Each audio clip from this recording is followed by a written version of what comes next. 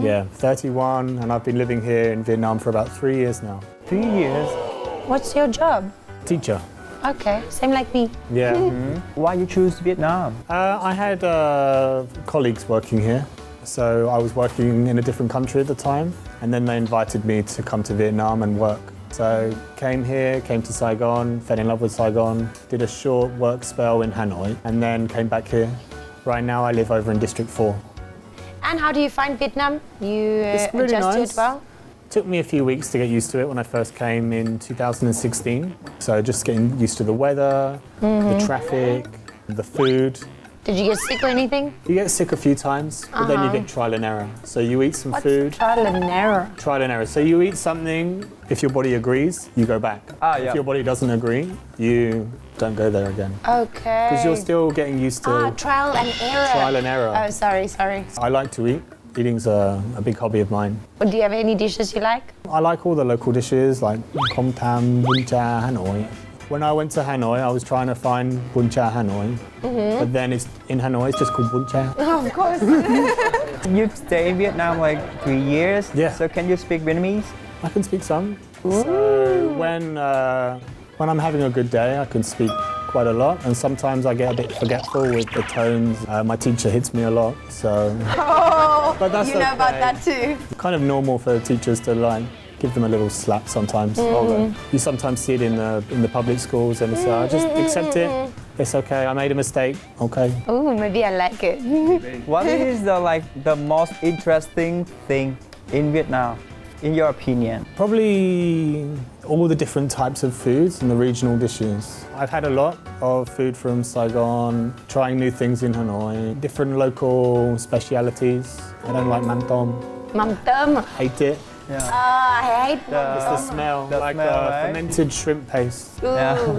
Do you eat durian? I can sometimes eat it, but only if it's cold, because sometimes it's super smelly, and Yeah. especially when it's warm.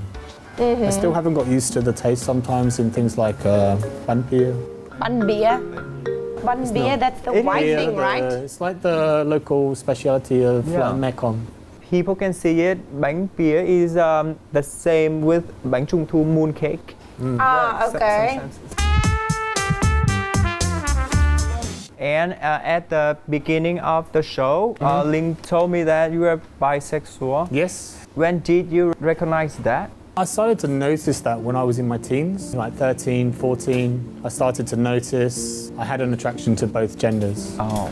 So it's more of like a scale thing for me. Sometimes I really like him, sometimes I really like her, but it's not always a definite thing. It's very fluid. The same. I also have attraction to both men and women. But for me, it's more of a case of what's going on inside of them, not about what their body or whatever looks like. Another thing that I also find very interesting in my case is that I feel more attracted to men on a relationship basis and more sexually attracted to women on like short-term, like Lust. Yeah, lust kind of vibe. Yeah. Is that the same for you? Sometimes at the moment it's more of an attraction towards women. But when I was younger, I was sort of experimenting and then doing more with men. Sometimes it was kind of like a phase. I was more men this year and more women this year. When I was younger, I was always trying to do one for one. Like I sleep with a woman. So I have to sleep with a man now just to be extra. To And then balance yourself. now I've sort of settled and I've calmed down a lot.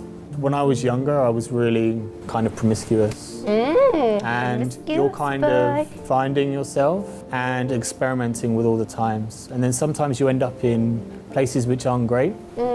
And after that, you kind of expose yourself to a lot of bad and negative situations. Like a spiraling down black hole of just trying to figure out who you are, but actually already inside of you. Yeah. Because when you're young, you're still kind of confused about who am I, what do I want, and what do my parents expect of me, and what does society want. Oh, may I ask you which gender, like guy or girls, which one that you take attraction first? I was first attracted to girls. Girls. And then when I got kind of older and more hormonal, I was also having attractions to men as well. So it was kind of, I was learning about, sexuality at kind of the same time with men and women, but I just wasn't able to kind of put my finger on what was going on. What age did you start experimenting? 10. 10? Yeah. 10th grade. What? 10th grade, Oh, not 10th 10 years old. grade. Oh, no, not 10 years old. Yeah, Gosh. that's okay. Okay. But how you noticed that you take attraction on the guy? You have feeling with your classmate? Yeah, it was just like a couple of guys that felt similarly in my year. You kind of noticed the attraction, like you were getting changed for gym, showering. Get shy? A little bit shy. But then also, when I was younger, my parents didn't let me have girls sleep over. I was only allowed boyfriends to stay over, like, not boyfriends, but, boys. Boy. And then sometimes they would stay over and it would be just normal chilling, having out. But then there would also be like a little experimentation happening. Ooh, I wish I did something like So like that. sleepover, that kind of engaged, because you were kind of finding your hormones. And then after that, you were kind of, oh, well, should we do this? We can play PlayStation or get freaky. Get freaky. Like, PlayStation or get freaky? Which one? yeah. So you Get know, freaky. play some Crash Bandicoot or, yeah, whatever. And like, how did you feel the first time that you decided to open up to a boy? I didn't open up to the world until I was in my early 20s because he wasn't out at that time. So it was kind of very much a private thing that we didn't share, because when you're still in school, you can still get bullied for it quite a lot, especially like the early 2000s and the late 90s. So I had this attraction to women, which was public. But then in my private self, I only could have these feelings like to myself or with very select groups of people. So, like, how long after that you decide to come out? I was staying with my grandmother at the time Grandmother. because I was doing my MA. I was doing my master's in philosophy. At the time, I was having some counselling, just to get clear with who I am and what's going on inside, because there was some conflicts in terms of like my identity, and then sometimes you just need someone to talk to, someone professional. But what I'd forgotten was that my forwarding address was to my parents' house. So my parents found, well, my mum, but my dad found a letter. From the psychologist? Yeah, but on the back of the letter was the return address, and it happened to be a hospital. So he started asking questions, and then eventually it kind of blew up. And what happened after that? After that, my dad was not nice at all. So lots of bullying. He asked me to stay at my grandmother's and not to come home, and so it became very abusive. But not in a physical way, but rather in a mental way, like text messages or phone calls or arguments at home, and then you would hear about it. Mum would take my side, Dad would take his side. They would argue because it would be about me, and then Dad would get angry and send me messages or phone me at that time. Like early 20s. So I would have been about 20, 22, 23, kind of around that time. So still like a young man. So it was quite difficult to kind of process. But at least you had the psychologist to go to and talk to about. Yeah, so I kind of saw them for a little while, but then because he knew and then I couldn't go home, it was a train ride away from my parents' house. And I was living in a different county, so I had to go into London and then back out to London and then down to the hospital. So it's kind of about 2 hours round, like to get there, and then 2 hours back. So it became really difficult. So I ended up stopping that counselling because I just couldn't get there. And with counselling, you need to go regularly. If you can't go regularly, or like once a week, or however many times your psychologist wants you to go, it doesn't make sense to go, because you're not seeing any progress. You're not developing as a person. So you're kind of taking 2 steps forward and then 1 step back. Oh yeah, so going to counselling is like actually just going to the meeting is very important. Did your dad ever accept your... No. Never? Never. Oh. So yeah, he didn't accept it, and then eventually he became very sad, depressed. He was drinking a lot because he was having a lot of in pain So 20th of May 2012, he finally... So, but it's okay now. It's okay now. It was kind of a two-sided coin when my dad passed away. It was sad for my family, but inside it was kind of relief. Sorry to say this, but it could be like a kind of monster that is making you believe that you are a bad person in the family, which you are not. Like, so I was made to feel like the black sheep and ostracized and kicked out. So when he ended his life, I was kind of relieved because I wasn't getting bullied anymore. Bullied by your own father. Yeah. So when that stopped, it was kind of a weight off my shoulders. The following years, my grandmother passed, and then I was kind of working, and then I kind of had enough of life in the UK. I kind of decided, right, okay, I'm gonna take a fresh start and find myself again. So I ended up going to Australia for a year, had a partner, lived there. Partner was a man or woman? It was a woman. So then we lived together. She's now married. Oh, so that's great. And it didn't kind of work out. We stayed together for a year. So I got an offer to work here. So then I came here. Wow, that's so deep. No, it's I'm so sorry to hear about that. Oh, no. It's absolutely fine. It's 2012. So it's a long time. And I had a long time to process everything. I couldn't think about my dad because I had my grandmother to look after. So my mom, my brother and my sister lived far away. And I still felt bad about going home because I wasn't allowed. So I kind of kept that wish, even though it was my father's wish. My family had said, okay, so we're gonna choose him for a while and try and help him because my dad was he had many problems. Whereas I was hurting, but I wasn't in danger. Whereas my dad was. So they decided, okay, Andy, we're gonna cut off things with you for a little while and just focus on him. You'll be okay. And I was fine. But you feel like you've been abandoned a little bit because I'm left to cope with my grandmother by myself. By yourself, yeah, your whole family is taking care of the bully. Yeah.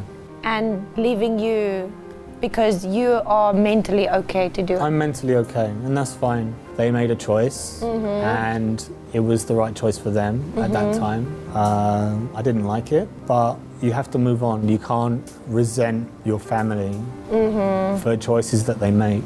And you chose forgive and forget. Always. It's the best way to be.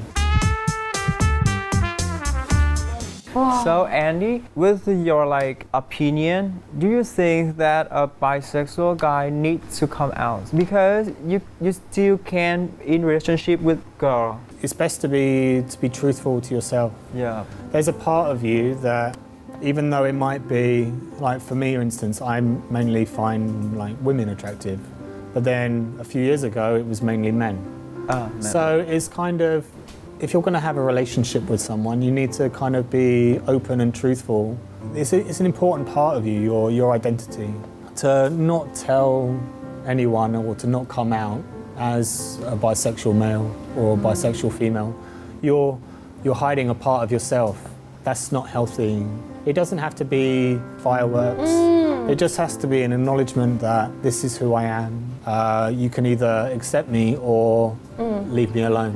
I kind of feel that being bisexual, I don't really have to talk about it that often. But if they had to ask me, do you think that girl is attractive? I'll say, yes, of course she is. And then it starts, whoa, I didn't know you're bisexual. Sometimes it's difficult to start a relationship when you're bisexual, and especially after you tell them, because they're never quite sure, well, am I enough? But what people don't realise is that if you cheat, you cheat. So the fact is, if I'm committing to you and I want to be with you and I care for you and I love you, I'm with you. I'm not with X, Y and Z. Cheating is cheating. Whether you are single, bisexual, gay, whatever, cheating is cheating. I think as long as you're honest with them, it will be okay. I know lots of married Vietnamese couples, but the man has feelings for men. So what's happening is they're getting married, and then they've got this part of them inside where they're going like, oh, Andy, can you come and help us out? Oh, come and let's play for a little bit, and then he can have his thing in kind of a secret. I feel you 100% in that. As a bisexual, you usually get looked at as like a little bit of a tool to other people's relationship. Yeah. Like, oh, she's bisexual, she can, do both of us. Yeah, sure. I'll invite her for a threesome. It's my birthday. Do you know what I mean? Like we don't deserve real love. Yeah. What I want is to be with someone that I care about and I'm prepared to commit to. But at the moment, you have so many opportunities to meet all sorts of crazy people. Of course. So, when did you experience your first love? First love? Probably when I was around 14. So I had my first relationship for 4 years. 4 years? 4 years. Wow. 14 years 14 years old. That's the whole high school. We were together till around 13th grade. 13th grade? What is 13th grade? Oh, well, in the UK it's a little bit different. So we have grades 12 and grade 13, and then we go to university. So you finish grade 13 and then you're 18. And then we kind of went to university, and by the 4th year we were kind of, I'm going here and you're going to go study somewhere else. So we kind of decided, let's call it a day, go to university and just have fun. I think she's married to a woman now. Married to a woman? I think so, in the States. Wow. Then they live in Canada. Had a couple more relationships, and then not really long-term ones. And then went to Australia, had a relationship with a woman there, and then came here. And have you had any serious relationships with men? Not really. When I was young, I was kind of worried about what people would think and what people would say. So when I was having relationships with men, it was kind of a sexual thing only. Same how I feel about women. I have a desire that I want children one day, and I want to be... I have more of an emotional connection with a woman, where it's more of a physical attraction sometimes. So it's not like every man and his dog. Like, I don't love every man. But some people, I've got friends and stuff, and they're bisexual as well, but they prefer more men. So it doesn't really matter. It's kind of where you are on the scale, and are you a good person? Because if you're a good person, you can have a relationship with boy, girl, transgender woman, transgender man, pansexual. That's it. You can have a relationship. If you want a monogamous relationship, you can have one. And as long as you treat that person with respect, everything will be great. I always say that, like, your happiness is not supposed to just come from one source. Yeah. Like, your happiness can come from many sources, but if you want to have a strong relationship with somebody, there has to be honesty and trust about that. It began to fail when we stopped trusting each other. That just happened because we were kind of fighting a little bit more. My visa was kind of running out, and I had to stop working because of that. And then she became the breadwinner. She was paying for things more than I could afford, and we were trying to say, okay, well, let's try and get a marriage visa. It was too expensive, we didn't have the money, the visa was running out, so we decided, okay, let's live together, let's enjoy our last few months together, and then we'll go our separate ways. And now she's happy, she's married, so now I'm here just, chilling, trying to find the right one, and then we'll see what happens. And what do you think of LGBT community in Vietnam? Is it so different with LGBT in London? In London, it's very much more, it's very open. There's lots of places that you can go, lots of bathhouses, lots of saunas, lots of gay bars. Like, now it's very fashionable in the UK. And because everyone accepts it, we have gay marriage, we had civil partnerships under Labour governments. Quite normalised right now. It's normal now. You kind of look at things differently. The communities there in London is great. We don't get too much hate crime. There is still some. There was an incident a few months ago on a bus. but the LGBT community in London and the UK and Western Europe is 9 times out of 10 fine. And in here, in Vietnam? In here, there's more problems, but I think the community is getting more accepting. What people have to realise is attitudes take time to change. People have to want to change, and society has to want to change. It doesn't have to change a great deal, because if you don't want gay marriage, don't get married to a gay. So, Yeah. If you don't want gay marriage, don't get married to a gay. Exactly. Just because someone else two people want to get married, it doesn't affect you. Because this is what we want. We just want equality. But for the LGBT community in Vietnam, it's a little bit different because society doesn't always love you too much. So, yeah, but society will change. It's just waiting once they're acknowledged and they feel good about themselves, and then they can kind of blossom and be a bigger part of society. So that's the main thing. They have to accept themselves, and then their families and society has to accept them. And once they're accepted, everyone's happy days. I just want to ask Andy, what's your future plan? I really enjoy what I do, so I love teaching. Stay here, I want to explore more of the country. Yeah. Have you had a relationship with a Vietnamese boy yet? No relationships with the Vietnamese boys or Vietnamese women. Could be in my future plans somewhere. But it's difficult. In my Western relationships in the past, I could live with my partner. It's a very Western thing to do. You know each other for a little while, you move in, you get a place, you get a cat or a dog, and then you find out all the little things about them that you only see when you live with someone. And then you go, okay, I can accept all your flaws. Without the makeup on. Without the makeup, maybe they're looking a little bit fat today. You don't tell them that, obviously, don't do that. In the West, we like to live with our partners for a little while before we get married. And then you try and suggest that to a Vietnamese family, and they're like, you want to live with my daughter before you're married?